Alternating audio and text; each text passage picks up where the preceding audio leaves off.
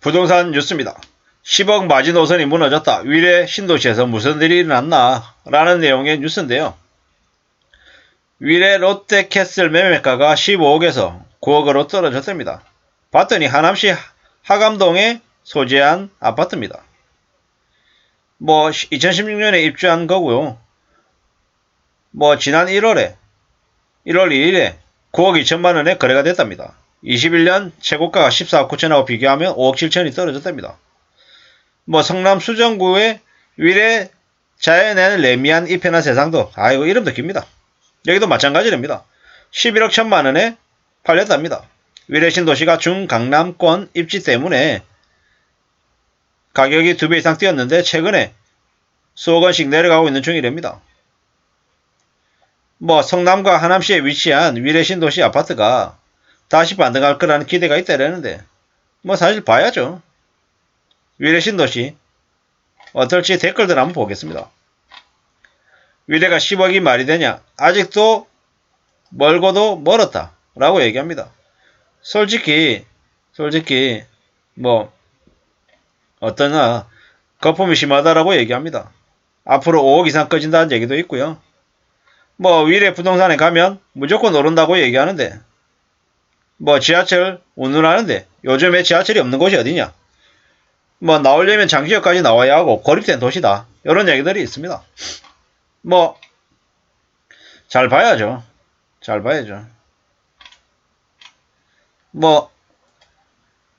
위례가 교통이 좀 불편한 건 사실입니다. 위례가 노도강보다 하급지다. 하급지고 상급지고 가네. 그게 중요한 게 아니고 실제로는 어떻다?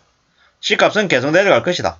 앞으로 5년 집값이 계속 내리막길을 걸을 거다라고 보면 맞을 것 같습니다.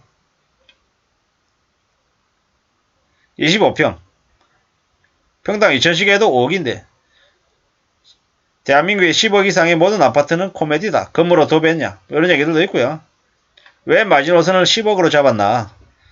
좀 더 봐야죠. 위례 살기 좋다라고 얘기하는 것도 있고 거품이 심하다 이런 것도 있고요. 위례 오지 못한 인간들 댓글에 한풀이 하는 거 봐라. 불쌍하다. 급한 놈이 파는 거지. 너것이 기다리면 호재가 많은 위례가 승자다. 이런 얘기도 있고요. 정상 가격으로 가는 중이다 라고 얘기합니다. 언제부터 10억이 마지노선이었냐라는 거죠. 원래 가격으로 되돌아오고 있다. 이렇게 쓰라라고 얘기합니다. 위례 부동산 업자하고 투기에 눈먼 또라이들이 만든 작품이다. 위례 근처 성남에만 올해 새 아파트 입주가 대량으로 있다고 합니다. 전세가의 동반 하락하고 매매가도 내려갈 것 같다라고 이야기하고 있습니다. 문재인 정권 핵폭탄 왕거품이 물거품이 꺼지듯 우주순으로 꺼져가고 있다. 위례는 문재인 정부 초기에는 30평대가 4억 5천에서 5억대였다라고 한다. 이 댓글의 이야기입니다. 이렇게까지 나지 않나? 위례가? 그 정도까지는 아니었던 것 같습니다. 그 정도까지는. 한 5억 5천에서 그래도 한 6억 5천 사이이지 않았나? 이런 생각이 드는데 조금 헷갈리긴 합니다. 반포 압구정이 30억 이상인데 그쪽이 거품 아닌가? 맞죠? 트램이 있는 유일한 도시고 서울 거쳐보면 말할 것도 없고 트램 완공되면 진가를 알겠죠? 신도시 살면 구도시 못 갑니다. 그런가요? 잘 모르겠습니다. 저는 신도시는 번듯하고 깨끗하고 한데 물가가 말도 안 되게 비싸기도 하더라고요. 구도심과 신도심이 적절하게 섞여 있는 곳이 차라리 낫지 않겠냐. 이런 생각도 들고 제 개인적인 생각입니다. 예. 2023년에 강남에 35,000 세대의 폭탄 매물이 입주한다. 그렇기 때문에 조금 두고 볼 필요가 있다고 합니다. 앞으로 3억 더 떨어질 것 같다. 라는 얘기들도 있고요. 진짜 마이너스는 더 밑에 있는 것 같습니다. 10억이 아니라 6억이고 7억이고 5억이고 더 내려가지 않을까. 6억이 적정 수준일 것 같다. 이런 얘기도 합니다. 폭락 지옥에 온 여러분 환영합니다. 적어도 5년간 부동산 혹한기가 올 것 같다. 이렇게 얘기합니다. 맞는 것 같습니다. 제가 생각할 때는 이 얘기가 정답인 것 같습니다. 제 개인적인 생각입니다. 아무리 정부와 건설사와 보수 언론이 집값 부양하려고 해도 대세 나락이다. 아무것도 모르는 2030들 또 꼬시려고 난리하고 있는 것 같다. 이 말인 것 같습니다. 이게 지금 현재 분위기 같습니다. 절대로 쉽게 믿어서는 안 되겠습니다. 지금은 집값이 내려가는 시기이지 다시 반등하고 올라갈 시기가 아니다. 지난 10여 년 기간 동안 집값은 계속 올랐다. 앞으로 더 내려갈 가능성만 남아있다라고 보는 게 맞겠습니다. 함부로 믿지 말라. 함부로 욕심부리지 말기를 말씀드립니다. 우리가 살아가면서 집을 사고 파는 건 평생에 몇 번 있는 일입니까? 손에 꼽는 일입니다. 한둘, 세 번, 네 번, 다섯 번? 그렇게 많이 결정하지 않는다라는 거죠. 그걸 현실로 생각하고 살아야 되겠습니다. 절대로 쉽게 생각해서는 안 됩니다. 함부로 욕심 부렸다가 인생이 나락으로 떨어질 수 있습니다.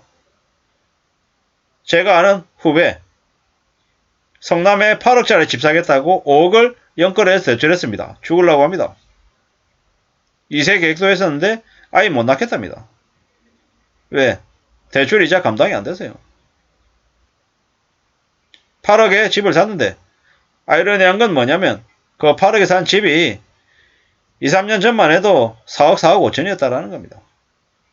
저는 무슨 생각이 들었냐면 그 집이 나중에 4억 5천으로 내려가면 대출금보다 집값이 더 낮아지는 거네.